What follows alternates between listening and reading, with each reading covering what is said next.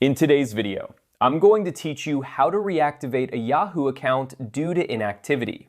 If you found yourself unable to access your Yahoo account because you haven't used it in a while, don't worry. Reactivating it is a straightforward process, and I'm here to guide you through it step by step. First, you'll need to head over to the Yahoo login page. This is the starting point for accessing any Yahoo services. You can simply open your web browser and type in Yahoo login, or, to make it even easier, you can use the direct link provided in the video description below. Once you reach the page, you'll see a space where you can enter your login credentials. Now, in this next step, you're going to enter your username, email, or mobile number associated with your Yahoo account.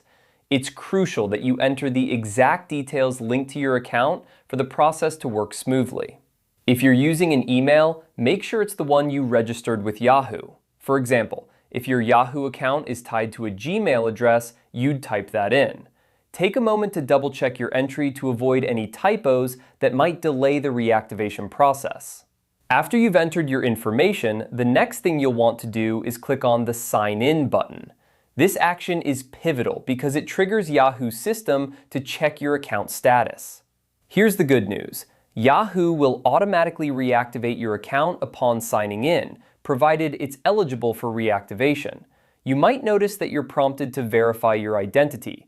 This is a standard security measure to ensure that you are indeed the account owner.